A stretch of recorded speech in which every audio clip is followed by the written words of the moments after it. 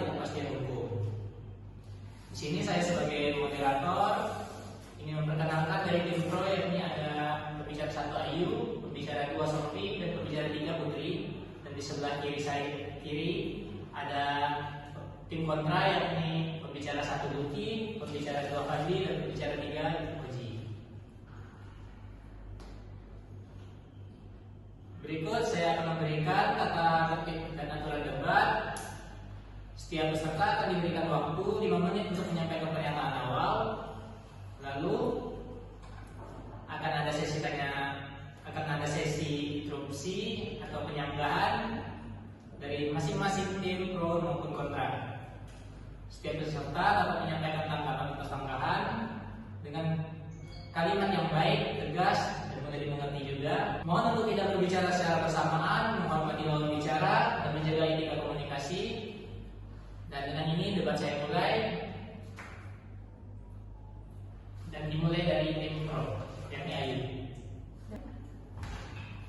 Assalamualaikum warahmatullahi wabarakatuh. Selamat malam kepada hadirin berbagai debat. Pada kesempatan ini saya akan menjelaskan definisi penalaran analogi, bukan silogisme, pasti hanya memberikan situasi. Penalaran analogi dalam hukum adalah metode berpikir di mana suatu kasus baru diselesaikan dengan mengacu pada kasus yang serupa yang telah diputuskan sebelumnya. Dalam konteks hukum, ini berarti hakim menggunakan kesamaan faktual antara kasus lama dengan kasus baru untuk membuat keputusan. Meskipun analogi membantu mengisi kekosongan hukum, penalaran ini memiliki limitasi, ketergantungan pada kasus sebelumnya tanpa memperhatikan perbedaan esensial yang dapat menyebabkan interpretasi yang tidak konsisten. Hal ini dapat menciptakan ruang bagi ketidakpastian hukum karena keputusan sangat bergantung pada subjektif tafsiran persamaan kasus. Sebagai dasar argumentasi, saya akan menjelaskan konsep silogisme hukum yang berlaku dalam penalaran analogi. Silogisme hukum terdiri dari premis mayor, premis minor, dan konklusi. Premis mayor adalah aturan atau norma hukum yang berlaku secara umum. Premis minor adalah fakta konkret suatu perkara yang dibandingkan dengan kasus sebelumnya. Dan konklusi adalah putusan hukum yang diambil berdasarkan kesamaan antara fakta dan norma hukum tersebut. Dalam penalaran analogi, premis minor diambil dari kasus yang mirip, sehingga konklusinya bergantung pada interpretasi similarity, yaitu kesamaan yang terkadang kabur dan tidak pasti. Ini membuka celah ketidakpastian hukum karena tidak ada standar baku yang dapat diterapkan secara konsisten. Dengan demikian, meskipun penalaran analogi berfungsi sebagai alat bantu, sifatnya yang sangat bergantung pada penafsiran dan kemiripan kasus membuka celah bagi ketidakpastian hukum. Oleh karena itu, penalaran analogi dalam hukum harus dipandang dengan hati-hati dan tidak dijadikan dasar tunggal penentuan hukum. Baik, dari pernyataan dari tim pro, apa terdapat sanggahan dari tim kontra? Di sini saya sedikit menyangka oleh argumen Kak Ayu. Di sini saya sedikit menjelaskan penalaran analogi dalam hukum membuka celah ketidakpastian hukum. Analogi memiliki peran penting dalam mengisi kekosongan hukum.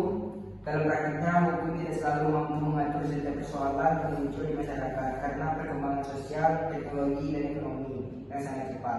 Oleh karena itu, penegak hukum menggunakan analogi untuk menerapkan asas atau kebutuhan dari kasus yang serupa terhadap perkara yang belum diatur secara jelas. Melalui penerapan analogi, hakim dapat menciptakan keadilan substantif tanpa harus menunggu lahirnya aturan baru. Dengan demikian, penggunaan analogi bukan hanya menutup kekosongan hukum, tetapi juga menjamin keberlangsungan sistem hukum agar tetap relevan dan responsif terhadap perkembangan zaman. Sanggahan dari tim kontra, apa ada tambahan dari tim pro? Baik, di sini saya pembicara 2 akan menegaskan kembali argumen dari pembicara 1 bahwa penggunaan analogi dalam penegakan hukum itu menimbulkan masalah serius, khususnya terkait kepastian hukum yang merupakan prinsip fundamental dalam peradilan. Pertama, analogi bersifat subjektif dan sangat bergantung pada interpretasi masing-masing hakim atau pihak yang menilai. Sebab, analogi mencoba menyamakan suatu kasus dengan kasus lain yang serupa, padahal tidak ada dua kasus yang benar-benar identik. Ini menyebabkan ketidakpastian keputusan karena hakim dapat saja berbeda dalam menilai keserupaan tersebut. Kedua, ketidakpastian hukum yang ditimbulkan analogi berbahaya bagi masyarakat. Masyarakat membutuhkan kejelasan aturan yang pasti agar mereka dapat mengatur perilaku dan mengambil keputusan dengan masalah. Jika analogi dipakai secara bebas, maka hukum menjadi tidak jelas dan cenderung berubah-ubah sesuai dengan pikirannya, bukan berdasarkan ketentuan yang objektif. Ketiga, terdapat resiko bahwa analogi malah digunakan untuk memperluas penerapan hukum secara tidak tepat, yang dapat menimbulkan ketidakadilan.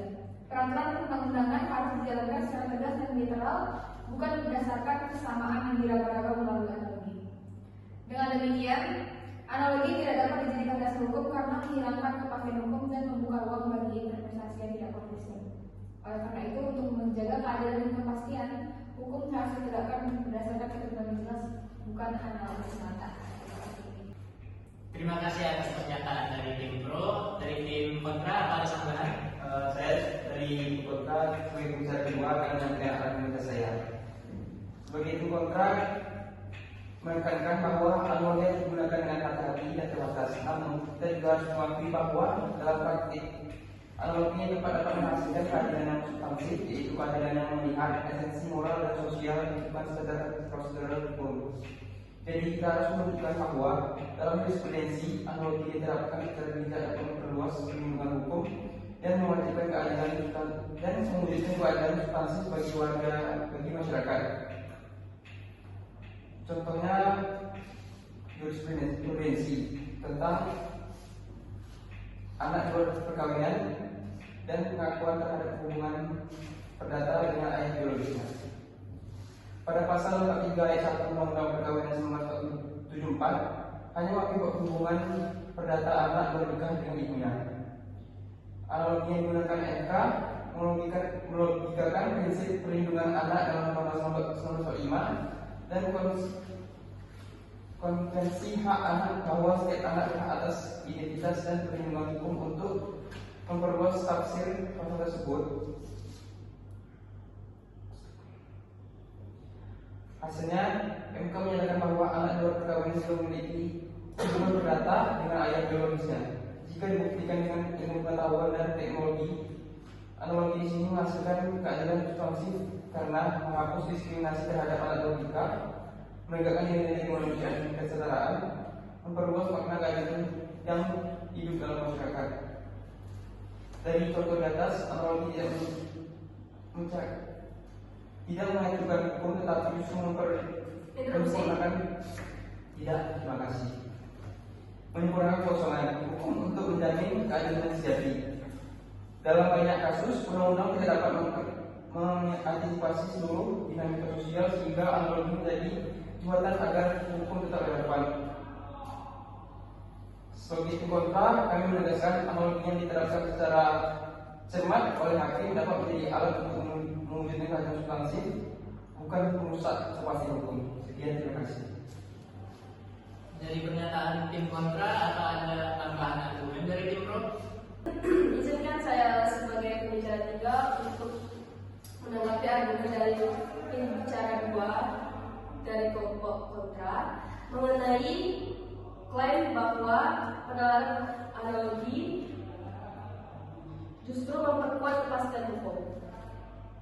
Faktanya, analogi dalam praktiknya seringkali menimbulkan interpretasi yang berbeda-beda di antara hakim. Hal ini membuat dan membuka ruang subjektivitas dan mengabulkan batas-batas norma hukum yang sudah ada, sehingga celah ketidakpastian hukum menjadi semakin lebar. Saya akan merekonstruksi argumen dari teman-teman saya, yaitu pembicara satu dari Ayu Safitri dan pembicara dua dari Sofi. Pembicara satu yaitu Ayu menegaskan bahwa penalaran analogi memang digunakan untuk mengisi kekosongan hukum. Namun seperti yang disampaikan ada batasannya, yakni ketergantungan pada kasus sebelumnya tanpa mempertimbangkan perbedaan substansi yang penting. Analogi bisa menyebabkan penafsiran yang tidak konsisten dan keputusan yang subjektif. Pembicara dua yaitu Sophie, memperkuat hal ini dengan menunjukkan bahwa analogi bersifat subjektif sangat mempengaruhi penilaian masing-masing dari hakim dan akhirnya bisa menimbulkan perbedaan hasil di pengadilan meskipun kasusnya mirip. Selain itu, masyarakat itu dirugikan karena kepastian hukum yang seharusnya pasti justru menjadi terganggu akibat mekanisme analogi yang tidak terkendali. Penegasan contoh kasus dari pembicara 2 dan solusi yang saya berikan untuk pembicara 1 dan 2. Contoh yang jelas adalah kasus di mana ada perkara yang memiliki fakta yang mirip tetapi tidak benar-benar identik sehingga putusan hakim bisa berbeda secara signifikan. Perspektif ini menunjukkan bahwa norma hukum tidak lagi menjadi sumber utama keputusan. Solusi yang diusulkan oleh pembicara 2, yaitu Sophie, adalah perlunya penegasan mekanisme hukum yang bagus serta memperkuat landasan hukum tertulis sehingga celah interpretasi analogi dapat diminimalkan. Selain itu, selain menerapkan analogi harus melalui telaah mendalam agar putusan hakim bersifat adil dan konsisten. Kesimpulan dan closing dari saya, berdasarkan paparan dari pembicara sebelumnya yaitu Ayu dan Sophie sebagai pembicara 1 dan pembicara 2, hasil termasuk hasil salinan saya dapat ditegaskan bahwa penalaran analogi dalam hukum memang mengabulkan batas norma yang sudah jelas. Lebih jauh, ruang subjektivitas yang muncul berpotensi menyebabkan kepastian hukum yang menjadi prinsip utama dalam peradilan. Oleh karena itu, mekanisme hukum harus diarahkan untuk meminimalisirkan ruang analogi dan memperkuat regulasi tertulis sebagai basis utama pengambilan keputusan hukum. Dengan demikian, analogi tidak boleh menjadi alasan utama dalam memutuskan perkara, melainkan hanya sebagai pendekatan sekunder. Terima kasih. Terima kasih atas pernyataan dari tim pro, dari tim kontra, kepada Sanggahan tadi. Baik, saya akan menanggapi pernyataan dari tim pro. Bahwasanya tidak konsisten merupakan kesalahan dari analogi itu sendiri, melainkan dari penerapan yang buruk atau fakta kasus yang benar-benar berbeda. Justru proses penalaran analogi membandingkan dan membedakan kasus adalah mekanisme utama dalam sistem hukum common law atau hukum umum untuk mencapai konsistensi. Konsistensi dicapai seiring waktu melalui perdebatan yang diadakan oleh negatif tentang relevansi kemiripan yang diklaim, bukan melalui penerapan aturan baku secara tidak teratur.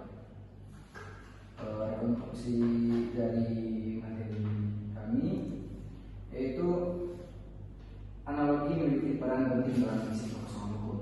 Dalam praktiknya, hukum tidak selalu mampu mengatur setiap persoalan yang muncul di masyarakat karena perkembangan sosial, teknologi, dan ekonomi yang sangat cepat. Untuk itu, penegak hukum menggunakan analogi untuk menerapkan asas atau ketentuan dari kasus yang serupa terhadap perkara yang berbeda secara jelas. Melalui penalaran analogi, hakim dapat menciptakan keadilan yang substantif tanpa harus menggunakannya aturan baru yang tentu saja untuk membuatnya perlu waktu yang sangat lama. Untuk kesimpulannya yang dapat saya simpulkan dari teman-teman pembicara 1 dan 2 yaitu analogi justru membantu memperjelas dan mengembangkan norma di area baru di mana aturan yang belum spesifik itu belum ada. Subjektivitas yang dituduhkan sebenarnya adalah diskresi yudikatif yang diperlukan. Hakim dan pembuat keputusan menggunakan penilaian ahli untuk menentukan kemiripan mana yang relevan secara hukum, memastikan hukum tetap relevan seiring perubahan zaman dan teknologi. Tanpa analogi, hukum akan menjadi statis, tidak adil, dan tidak mampu menangani kasus-kasus yang baru. Sekian, terima kasih. Kita sudah sampai di penghujung debat. Saya mengucapkan terima kasih atas partisipasi dari tim pro dan tim kontra yang telah menyampaikan pandangan mereka dengan baik. Sekali lagi terima kasih juga kepada audiens yang sudah mendengarkan. Semoga debat ini memberikan wawasan yang bermanfaat bagi kita semua.